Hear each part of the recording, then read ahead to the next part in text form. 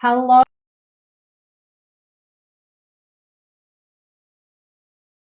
I'm going to be introducing you to one of the members of the Low Carb Kitchen in the upcoming summit. So that is a lovely lady called Anna McPhee, who many of you will know from Eat, Run, Cook.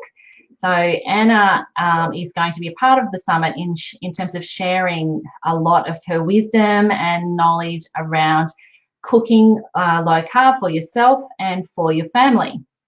So I'm going to bring her in now. Hopefully the internet is happening okay now. And here she is, hopefully. And not. All right. So let me just remove that there. And Anna is going to try coming in from her phone. We thought there might be a problem with the stream using internet. You have to have really, really good internet, otherwise it doesn't work. So I'll just talk for a couple of minutes until I see Anna pop back on again, and then I'll bring her in. So give a chance for you all to hop up anyway. So how are you going on this Sunday? I hope you're having a nice Sunday wherever you are. It's rainy and cold here in Melbourne. Let me just share a little bit around how I connected with Anna. So Anna and I connected on Facebook, not Facebook, it was actually Instagram, about 3.5 years ago. And it turns out we actually live very close to each other in Melbourne, and we have a very good mutual friend. So we've managed to, have coffees and catch up, and it's so great to find someone like, a kindred spirit, I guess. So we were both sharing pretty much the same information on Instagram in terms of, cooking for our family, and Anna has taken that to another level now and is just amazing with what she cooks, and makes it look so hard, but it really isn't. And I think she's here now, so I'm going to pop her in. Hi, how are you going, lovely? Hi, Tracy. Good. Sorry, I'm having internet issues. I'm good, thank you. That's all good. Thanks for being here. So now we can hear from you. Do you want to share with everyone a little bit about you and why you're part of the summit? Sure. So I'm Anna. I've been sort of following keto, low carb lifestyle now for it'll be almost 4 years. And I love creating recipes, and I'm a mum of 2 young boys, and want to, I guess, teach them about a healthier way of living. And yeah, about 4 years ago, I just made the decision to change what I was eating, and I found a new love for recreating recipes so that they, were low carb and I could eat them. So what sort of led you to make that change? So was there sort of a health story behind it for you, or? After having my 2 boys, so they're 2 years apart, like many do, I put on a fair bit of weight with that, and definitely through my second pregnancy, I wasn't making the right choices with food. I was just craving chocolates and everything that I shouldn't be, and it showed in my weight and my skin and even my moods. And I think my second was about maybe 8-9 months old when I just I knew I was going in a downward spiral mentally. I wasn't liking myself. I couldn't look in the mirror.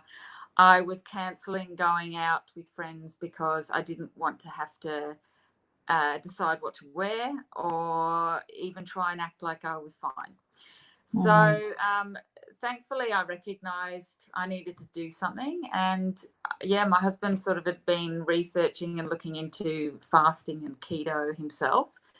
And as soon as I started reading it, I thought, this is what I want to do. And I just made the change. Literally that night of deciding, I took a before and after photo and made the decision that I wanted, made my goal and that I wanted to change. And I think at that point that was all about my weight, but very quickly it became quite obvious to me that it was the sugar that was affecting my mental state as well, because literally a couple of weeks in, I couldn't believe how amazing I felt. And so, yeah, it just became, it was a decision that very quickly, yeah, that was it. This is for me now. This isn't just a diet. It's going to be my lifestyle. And yeah, here I am. Here you are, and your Instagram page is amazing. You've done, it's just grown phenomenally in the last couple of years, and I love what you share, because I know you're a real human being. You're just sharing what you're passionate about, and I love that it's not complicated. It really is just easy meals and cooked with love. And, I just think that resonates with so many people out there. So if you don't follow Anna, make sure you look her up, Eat, Run, Cook. You will find her. Has so many fantastic ideas on what to cook. So I was going to ask you, in terms of obviously why you're passionate about low carb has a lot to do with your health and how you obviously feel now. And I mean, I've seen a before photo of you, and I'm sure people who haven't won't believe it. There is a big difference. But has been the hardest? What do you think has been the hardest part for you in making those changes and getting to where you are today? Definitely my love of sweets, chocolates, desserts. And yes, you can make them. So, as I do, you'll see on my page, I do make keto option ones and low carb ones. But even still, with that, I don't want to be having too many of that, because it can then set off, for me, craving sweeter stuff all the time. So I think that has been my main issue. Especially in the earlier days, after dinner, I would automatically go to the fridge or the cupboard and look for something sweet. And it was just switching that off and changing that. And for me, that meant I literally cut off having anything after dinner. And I just did that for myself for a couple of months. I think, to break the habit and to break the routine. And then after that, I'd enjoy some Lindt dark chocolate, or I make a keto dessert every now and then. But it's, I think, just being consistent, and I guess remembering your why you want to do it, why it's important. I mean, sure, if one day I feel like some ice cream and I want normal ice cream, I'll go and have normal ice cream. But at the same time, I'm not going to do that every night, and that might be a once every few months sort of thing. Or it's a decision. And I think understanding that you've made that choice. It's not it's not a diet for me where I'm following rules. It's a choice I've made, and it's then just reminding myself of why I want that choice. And I think I've never struggled, when I go out for dinner, making a choice of what to eat. I know some people sort of struggle that way. I think it's just, for me, it's just making the healthier option. Awesome. Well, I'm so glad that you're part of the summit, because I think bringing in a low carb kitchen topic, I think it's such a shame if people don't, if the barrier is cooking, because I think we can make a whole lot of rules around that. It has to look amazing, and it has to be, every night has to be completely different. And I think I like to peel a lot of that back, and really, it doesn't have to be like that at all. And I'm not a cook. I do share what I cook for my family sometimes as well, but I'm not a natural cook. I mean, before I sort of came into the low carb space, it was literally, Latina fresh pasta every night. and spaghetti bolognese, and that was my repertoire. And it's been amazing that I've grown to love cooking real food for my family, but I certainly don't spend hours in the kitchen, and I don't think it needs to be that way. So it's really what I wanted to make sure, we get across, that it's not a barrier. Let's just change our thinking a little bit around that and see what we can play with. And literally, if it's protein and veg, you can't go wrong, really, can you? Yeah. And I mean, even I will buy a large batch of chicken, and I'll throw it in the slow cooker, and then I'm freezing it off into batches for the week. And I might eat that 3 times in that week, but it doesn't matter. Have it with some different veg one night, you know. But it's those sort of things where it doesn't have to be hard. I know sometimes my photos might look all fancy, but, you know, it's still at the end of the day when you look at it, it might just be meatballs and veg.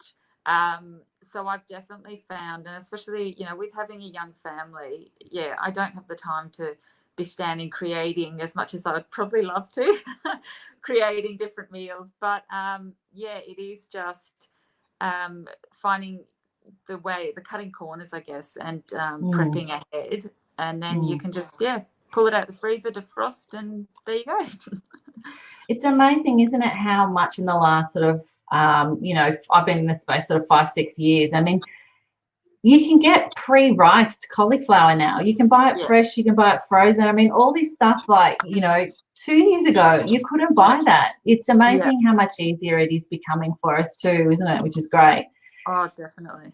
Yeah. So do you want to share how, you know, what your well, it's not really a presentation, but what you're bringing to the summit? What are you sharing? I am going to show you my lemon cake. So it's a low carb or ketofied, I like to say, lemon cake. My mum and I think her mum as well used to make this most delicious lemon cake, and I loved it.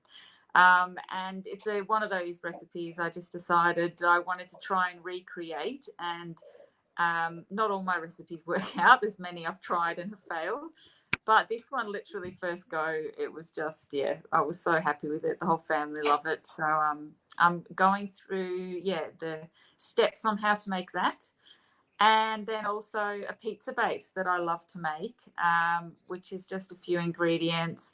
And it's, you can make it as either a pizza base, or you can have it as bread rolls or mini pizzas. So it's, just a couple of easy options that are great for the family, easy to make, and just to show, there are different ways. It doesn't have to be difficult. It can be quick and easy. And awesome. And it's not a fathead pizza base, everybody. No, it's not. As much as, I mean, I don't mind the fathead, but I wanted something a bit different for me and not feeling heavy. So I've created something a bit lighter. Yep, and easy. I made it last week. It's easy to make as well, and you know, I love that it's so, you know, so many options with it too. So it's awesome that is what you're sharing. So everybody, obviously, you need to be registered to the summit to be able to see Anna share her amazing cooking wisdom and those beautiful recipes. The last question I have for you, Anna, is a question I'm asking all my guests, because I get this question a lot. In your view, what's your view on whether low carb is, or keto, low carb is sustainable or not? Oh, 100% sustainable. I mean, I've been asked before as well, don't you feel like you're missing out or you're restricted? And never, not once have I ever felt that I am restricted. And there's so many foods that you've got options there. There's always, you know, you just have to look at, say, a jar of tomato sauce that you're going to throw in with a spaghetti bolognese. There's some on the shelf now that you can buy at the local supermarkets that are low carb and perfect. So you've still got, you know, if you're busy and a lot of people say, I just don't have the time. There's no difference in you going home and cooking a higher carb meal to you going home and cooking a lower carb meal. It's just finding, the other options that you can use, but definitely sustainable. And I think, you know, like myself, the energy you get from living this lifestyle and the health benefits and, just what it does mentally and physically for you. It's definitely sustainable for sure. Absolutely. And because, as you know, with your name, Eat, Run, Cook, so you are a runner and you are training for a full marathon as a fat adapted athlete as well. So, you know, before you found keto, were you a runner, or did you only recently come into running?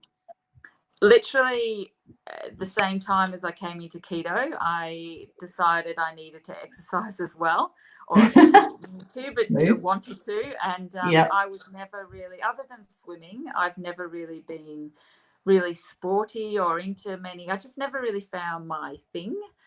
And yeah, my husband actually said one day, well, do you want to get a treadmill? And, we'll buy one off eBay, a cheaper treadmill, and see how you go. And because I was still breastfeeding and had a young baby, it wasn't easy for me to just go outside early mornings or nights for my runs. So yeah, we've got the treadmill, and I've suddenly felt the pressure of, well, now I've got the treadmill, I need to enjoy this.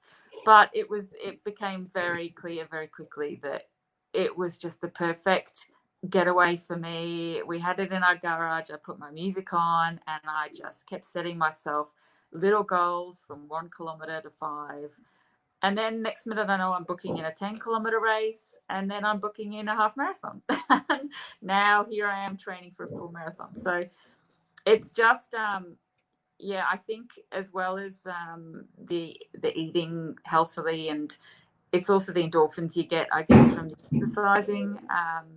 It was just like every day, I just felt like I was just getting this firework of amazing energy, and it's just continued on, and that's why I just love it so much. I just feel I've just turned 40, and I feel fitter and healthier than I've ever been in my life. So yeah, none of that's changed. Yeah, no, awesome. I completely, I'm with you there. And I'm so grateful to you for coming on today and for also being a part of the summit. You've got so much, as I said, wisdom and knowledge to share. And I know there's going to be so many women that are really going to appreciate what you're sharing. So thanks so much, Anna. Thank you so much for having me, Tracy. And yeah, I can't wait for the summit. It's going to be great fun. Yeah, it will. It will. Bye, everyone. Bye.